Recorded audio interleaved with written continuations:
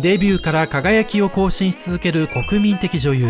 相続者たちでは厳しい環境で懸命に生きる女子高生。最新作ドクタースランプではスランプから再起する麻酔科医を演じ、産後復帰作となる彼女の演技に期待が高まるわ。今回は子役からトップ女優へ駆け上がり、長年愛され続けるパクシネ様をご紹介。まずは天真爛漫だった幼少期から。1990年2月18日生まれ、身長167センチの A 型。凛とした美しさと佇まいで見る人を引きつけるパクシネ様。クアンジュ広域市で生まれ育ち、幼い頃は伝統舞踊やサーフィンなど様々な運動に挑戦するアクティブな女の子で、中でも歌とダンスが得意だったそう。将来の夢は意外にも警察官。きっかけは自宅に泥棒が入り盗難にあったこと。小学1年生にとって80万ウォンもの大金が盗まれたことはショックで、これだけお金があったらゼリーがたくさん買えたのにと悔しくて時短打を踏んだそう。彼女のまっすぐで正義感の強い性格を物語るエピソードね。人生の転機は早くも小学6年生で訪れるわ。彼女のご家族は代々熱心なクリスチャンで教会に通われていたけど、ご両親が成長の記録のため写真館で撮ったポートレートを見た教会の先生が大ファンだったイースンファン様の MV 出演へ応募したことから運命の扉が開くの。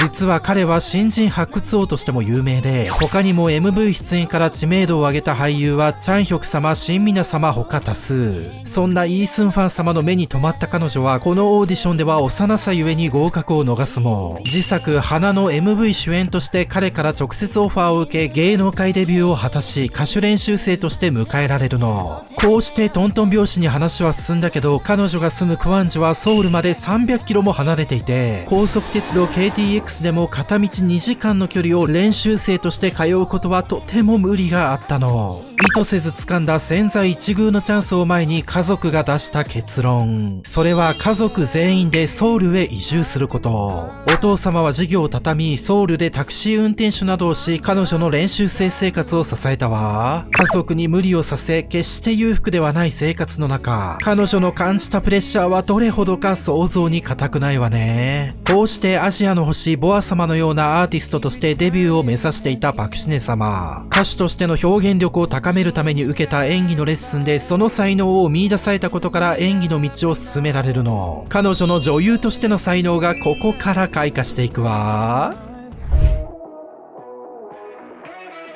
MV のデビュー作からわずか数ヶ月後、天国の階段の子役公開オーディションに応募。期限ギリギリだったため準備も覚悟もほとんどないまま参加することに。ところが500人を超える激戦にもかかわらず見事合格の切符を勝ち取るの。採用理由はズバリ彼女の魅力代表格の瞳。彼女は相手の目を直視しないと心が通じない気がするそうで、監督はその目つきが良かったと後に合格理由を語っているわ。こうしてチェジュ様の子役で華々しい女優生活のスタートを切るの。初めての演技で右も左もわからない中、あのクォンサウン様に気遣ってもらったという貴重な撮影現場を経験。ママ母からぶたれるシーンは当時効果音などの技術もないため、なんと本気の平手打ち。30回以上も撮り直したのに痛みを感じるよりその経験を楽しんだと語り、幼いながらも天性の女優魂を感じるわね。以降映画ドラマで精力的に活動し、16歳で出演した天国シリーズ天国の木。ヒロイン役に抜擢され成熟した演技を見せるなど着実に経験を積む一方で、世間から貼られた子役というレッテルや有望株という重圧に苦しむことに。さらには中学高校と芸能活動のために学生らしい思春期を諦めざるを得なかったという鬱屈した思いが彼女を襲い始めるの。そんな彼女は大学進学を機にある決意をするわ。演技は普段の生活で経験を積み、感情を育てないと表現できない。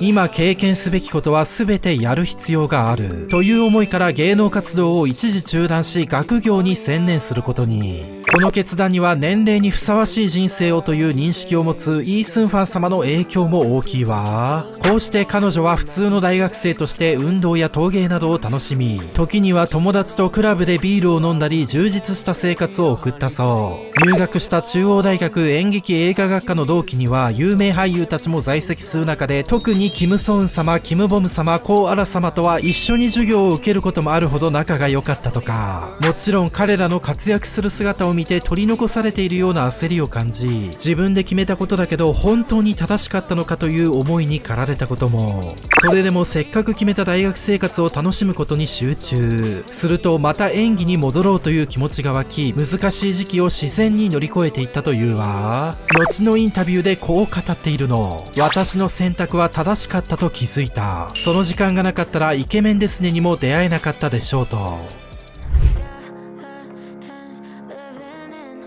2009年1年ぶりの復帰作となったイケメンですね。兄の代わりにダンスをしてイケメンバンドに入る役柄は見事なハマり役で大人気に。この作品はアジアで異例の大ヒットを飛ばし、アジアの女神と呼ばれ一気に認知が高まったわ。デビュー10周年となる2013年には今も語り継がれる相続者たちに出演。財産、名誉、貧困などを継承された高校生たちの熾烈ながらも胸熱の物語を描いたロマンスドラマで、トッケビ、太陽の末裔などを手掛けたキム・ウンスク作家のスタイリッシュな脚本は本国をはじめアジア各国の沼民をときめかせたわ。貧しい家庭で育ったヒロインを演じる上で、今まで見たことのないキャラクターを見せてほしいとリクエストされ、挑んだ役作りの中でスランプに陥っていた18歳の自分を振り返りながら理解して演じたというわ。撮影現場は厳しいスケジュールだったけど、イーミーホ様、キム・ウビン様、キム・シボン様、パク・ヒョンシク様など同年代の俳優たちと和気あいあいとしながらも切磋琢磨し励まし合うことで、最後まで笑いを失わず演技に臨めたと語っているわ。数年後のインタビューで本作のサブタイトルを引用して、王冠をかぶる者、その重さに耐えろという言葉があるように、その重さに耐えるのも私の仕事だと思っていると語っていて、この作品との出会いが彼女にとってかけがえのないものとなったことがわかるわね。今作で爆発的な視聴率と成功を収め、ペクサン芸術大賞、SBS 演技大賞など各賞合計9冠を達成。2014年にはその深いテーマ性に心揺さぶられる名作ピノキオに出演。主人公2人が紡いでいく愛の物語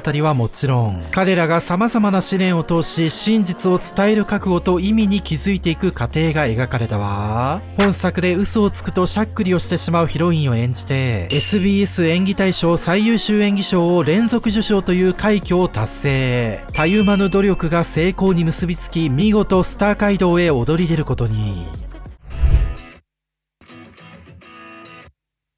2016年ドクターズでは反抗的な学生時代から使命感あふれる医師になるまでの成長と恋愛を描き、10代から20代の女性へと移り変わる姿を繊細に表現。この作品を機に熟練した演技力で多種多様な作品の主演を飾るように。2018年、時空を超えたファンタジーロマンスアルハンブラ宮殿の思い出ではヒョンビン様と共演し、異国の地で芽生える恋をロマンチックに演じ、2021年タイムトラベルミステリーシーシュポスでは未来から来た戦士役に扮し、身体的能力の高さも見せつけてくれたわ。同年、同じ子役出身の俳優チェーテジュン様とのご結婚を発表。大学が同じ、猫好き、野球ファンであるなど共通点も多かったお二人は、仲のいい友人からゆっくりと時間をかけて自然と結ばれたの。ご両親がロールモデルでお父様が理想の旦那様だと語っていた彼女は、今公私ともに充実した人生を着実に歩んでいるわ。2022年にご長男が誕生し、今年は待望の復帰作ドクタースランプがネットフリックスにて配信開始。パクヒョンシク様と10年ぶりの共演となるラブコメディで、結婚出産を経てますます女性として輝きも増した彼女の演技に注目よ。